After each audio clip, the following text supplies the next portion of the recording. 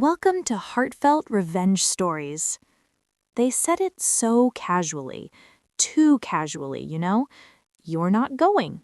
My mom smiled as she slid the printed itinerary across the kitchen table.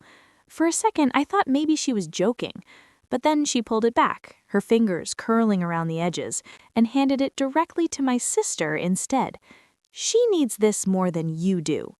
My sister, Emma, didn't even look surprised. She just took it.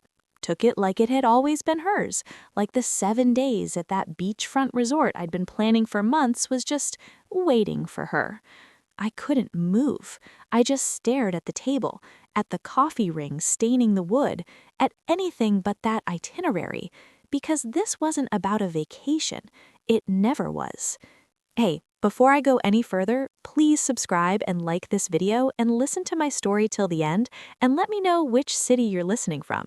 That way I can see how far my story has traveled. Your support truly means everything to me. So, growing up, everything I earned somehow became family property.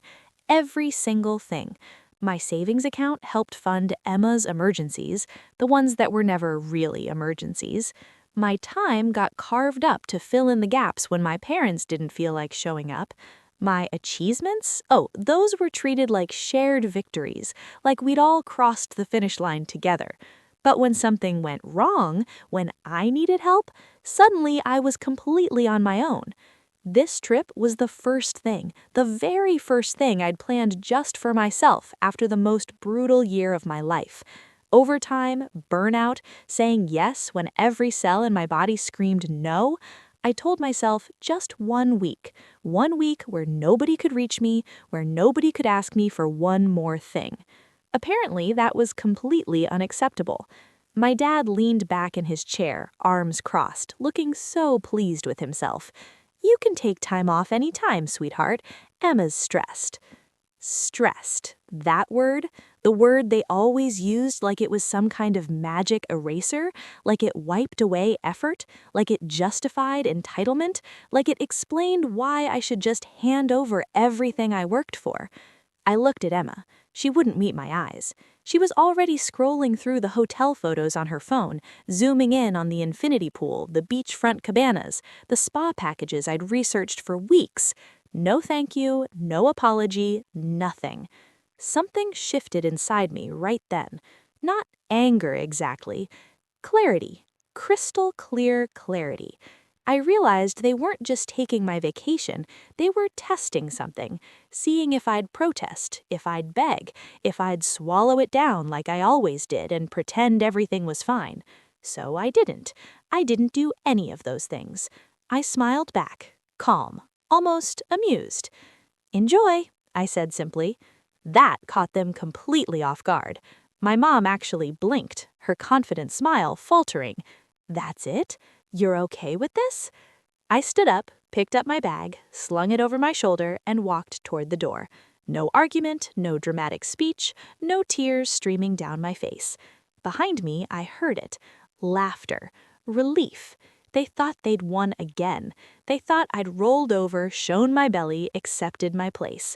What they didn't know, what none of them knew, was that the vacation was the smallest part of what I'd actually planned, and by the time Emma's plane landed, everything would already be in motion. They thought enjoy meant surrender. They were about to learn just how wrong they were. I didn't go home that night. Instead, I drove to my office, pulled into the empty parking lot, and just sat there in the darkness, letting the quiet settle around me. Not to calm down, to think clearly. Here's what my family never understood about me. I don't explode. I don't throw things or scream or make scenes. I reorganize. I plan. I act. The vacation wasn't just a trip I'd booked on some random website. It was booked through my rewards account, paid for with my credit card, tied to my name, my ID, my email, my emergency contact information. The hotel upgrade? Mine. The airport transfers? Mine. The travel insurance? All mine. They assumed that once it left my hands, it was just gone, public property. They were so wrong. By midnight, I'd made 3 very important calls. The first was to the airline. I didn't cancel Emma's ticket, nothing that obvious. I changed it. Same destination, different date, same price point. But here's the thing, my name stayed on it. And the system? The system flagged it as traveler must be present at check-in with valid ID. You should have seen how simple it was. The second call was to the hotel. I didn't touch the reservation dates, didn't alter the room. I just added one tiny note to the booking. No third-party check-in under any circumstances. Government-issued ID must match primary guest name. No exceptions. The third call was quieter, more personal. I called HR. I'd been holding back for months, you see, covering shifts, absorbing responsibilities that weren't mine, letting management lean on me because I was reliable, because I never said no, because I was the one who always made it work somehow. That night, I sent a short email. Clear, polite, absolutely final. I would be taking my earned leave starting immediately, indefinite length, completely within company policy. My projects were fully documented, my access credentials were properly logged, my phone would be off. By the time I finally drove home, I wasn't angry anymore. I was calm, eerily calm.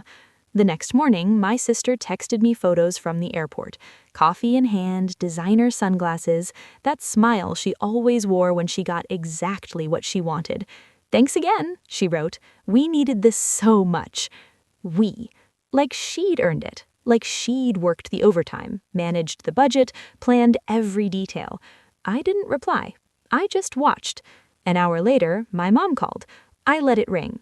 Then my dad, then Emma again, this time more insistent. Finally, a message came through from Emma, and this one wasn't cheerful at all. "They're saying my ticket isn't valid. What's going on?"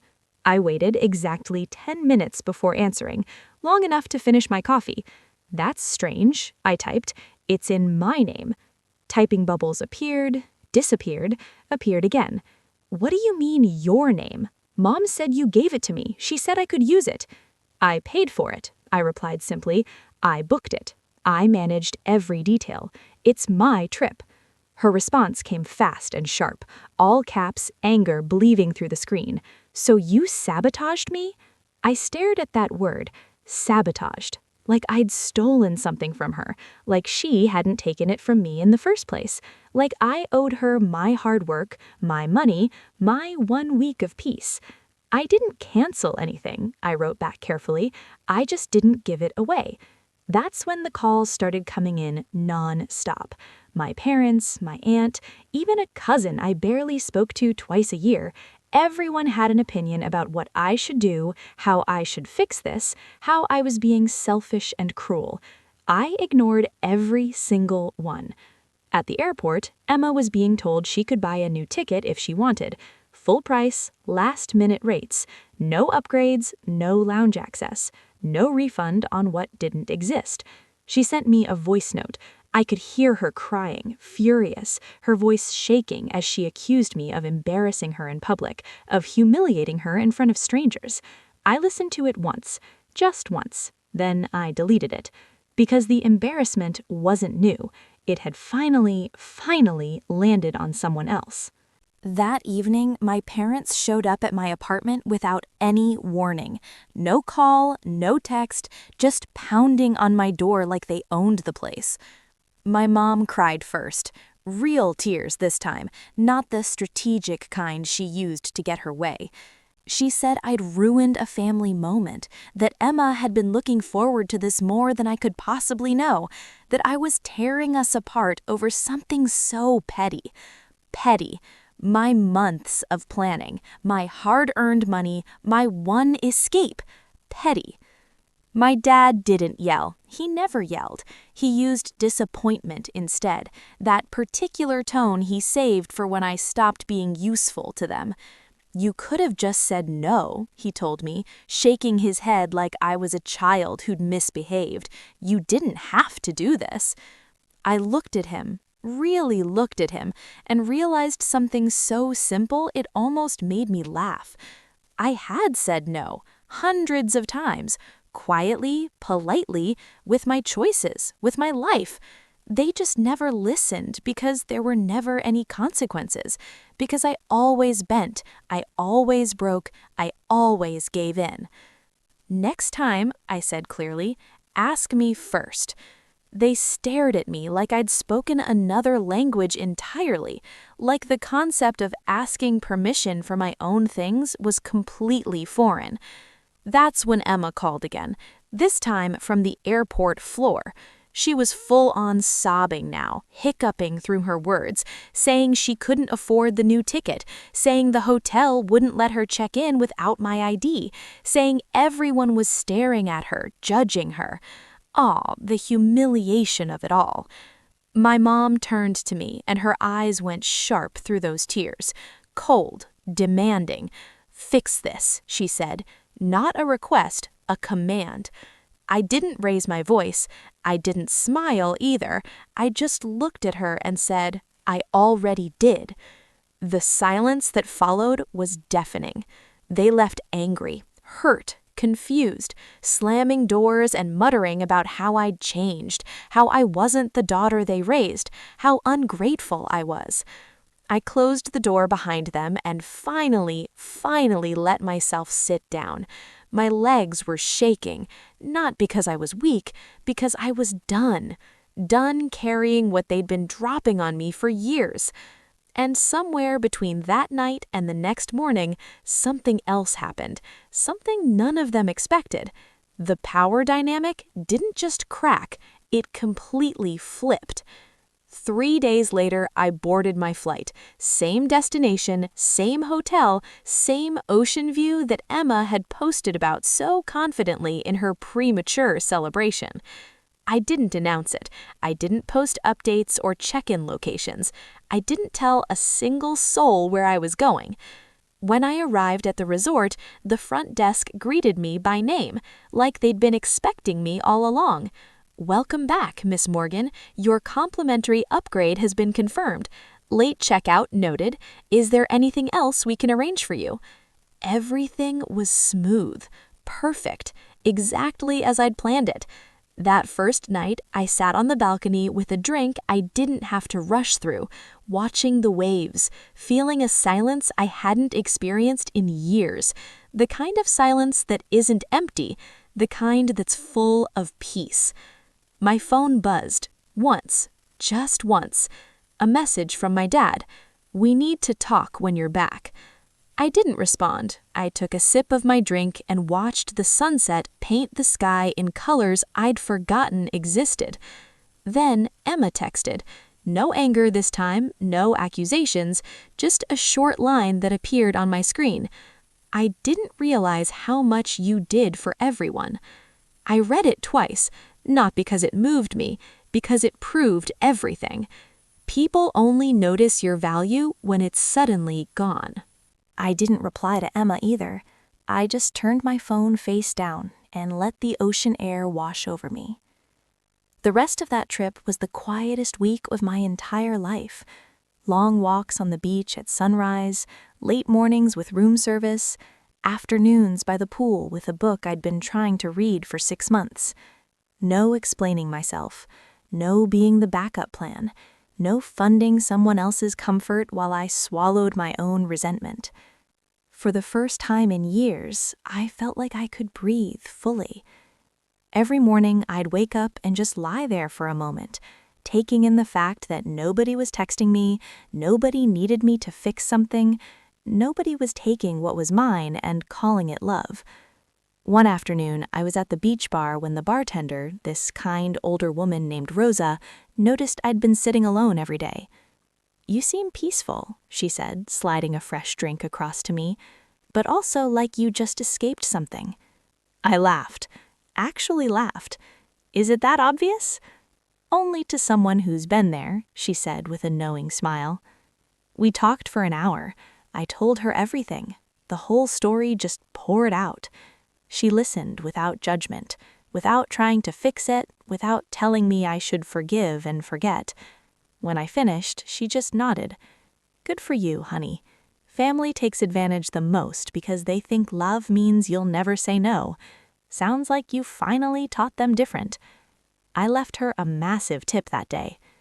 When I returned home a week later, everything felt different. The air in my apartment felt lighter somehow. My space felt like mine again. And my family? They'd changed too. My parents stopped assuming I'd just drop everything. My sister stopped demanding things like they were owed to her. Invitations came with actual questions now instead of expectations. Would you like to come to dinner Sunday? No pressure if you're busy. Can I borrow your car next week?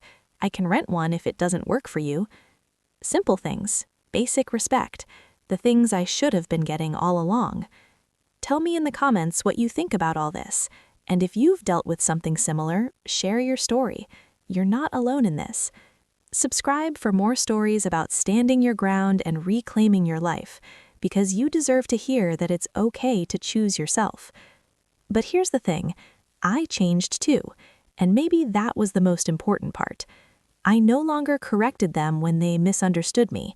I no longer filled in gaps they created through their own poor planning. I no longer handed over things, my time, my money, my energy, just to keep the peace. Because I finally understood something fundamental. Peace that costs you your self-respect isn't peace at all. It's just submission dressed up in pretty words. About a month after I got back, we had a family dinner, the first one where I actually wanted to be there. Emma was quieter than usual.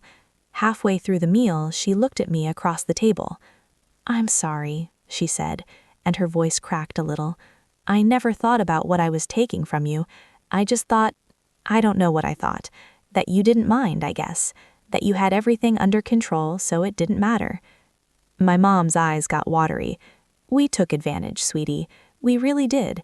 We got used to you always being there, always saying yes." My dad nodded slowly. "You were always so capable, so strong. I think we forgot you're human too." I sat there, taking it all in. Part of me wanted to say, it's okay, it's fine, let's just move forward. But I didn't. "Thank you for saying that," I said instead. "I appreciate the apology, and I hope things can be different now." No promises, no immediate forgiveness, just honesty. Emma reached across the table, and I let her take my hand. "They will be," she said. "I promise they will be." And you know what?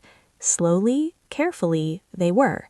It's been 6 months since that airport incident now. 6 months since I took back what was mine. My relationship with my family isn't perfect. I don't think it ever will be. Not completely. But it's real now. It's honest. And most importantly, it's balanced. Emma and I actually talk now, like really talk. She calls to ask how I'm doing, not what I can do for her. We got coffee last week and she told me about how she's been working on herself, on recognizing patterns, on not taking people for granted. "I was so entitled," she said, stirring her latte. "I didn't even see it. I thought because you were my sister, because you loved me, that meant your stuff was my stuff. Your time was my time." "A lot of people think that way about family," I said. "Yeah, but that doesn't make it right." She looked at me seriously. "I'm sorry I took so long to see it." My parents have been trying too. My mom actually asked me last month, really asked me if I wanted to go on a weekend trip with her. Just us. She'd already booked it in her name, paid for it herself, made it clear it was her treat. We went. We talked about things we'd never talked about before. She cried again, but different tears this time. Tears that came from actually hearing me, from understanding what years of being overlooked had done. "I failed you," she whispered one night on the hotel balcony. "I put your sister first so many times because she demanded it, and you never did. I thought that meant you didn't need it as much. But you did. You needed it just as much. You were just quieter about it." "Yeah," I said softly. "I was." "I'm going to do better," she promised. "I can't undo it, but I can do better from now on." And she has been. They all have been. But here's what I want you to understand. The real lesson I learned from all of this. It wasn't actually about the vacation. It was never about the vacation. It was about the moment I realized my love, my presence, my generosity had become expected rather than appreciated. It was about the moment I understood that giving endlessly doesn't make you generous, it makes you a resource. And people don't protect resources, they use them up. When I let them take that trip, when I smiled and said, "Enjoy," they thought they'd won. They thought they'd gotten away with it one more time. What they didn't know was that I wasn't giving them a vacation. I was giving them a lesson. And by the time they realized what had happened, by the time Emma was stranded at that airport and my parents were scrambling to understand why their compliant daughter had finally drawn a line, the lesson was already learned. You can love your family, you can be generous with your family, you can show up for your family, but you cannot set yourself on fire to keep them warm. You cannot give away pieces of yourself until there's nothing left. You cannot let love become an excuse for people to take what they want without asking, because that's not love, that's convenience. These days, when I look in the mirror, I see someone different. Someone stronger, yes, but also someone softer in the right ways. I'm not hard or bitter or closed off. I'm just boundaried, protected, mine. I take vacations now. I book them in my name and I go on them alone or with people who actually appreciate the invitation. I save my money for things I want, not for emergencies that aren't really emergencies. I say no without explaining, without apologizing, without the guilt that used to eat me alive. And my family? They've learned to respect it. Just last week, Emma called me. "Hey, I'm planning a girls' trip in a few months. Would you want to come?" My treat, obviously. No pressure at all if you're not interested. I smiled. "Send me the details. I'll think about it." "That's fair," she said. "And hey, thank you for teaching me what I needed to learn, even though it sucked at the time." "You're welcome," I said, and I meant it. They took my vacation and they smiled while doing it. They thought they'd gotten away with something, thought I'd just bend like I always did, but I let them. I let them think they won. And then I took something back, something they never even knew they were borrowing, something they'd been taking for granted my entire life. Control, respect, my sense of self. And this time I didn't give it away. I kept it. I keep it still, and I always, always will. Because I finally learned what I should have known all along. The people who truly love you will never make you choose between their comfort and your dignity. And if they do, well, that's when you smile, say enjoy, and take your power back. One vacation, one boundary, one moment of clarity at a time. Thank you so much for listening to my story. Drop a comment and let me know what you think. Have you ever had to stand up to family like this? Share your experience below. And please subscribe and hit that notification bell because we all need reminders that it's okay to choose ourselves. It's more than okay. It's necessary.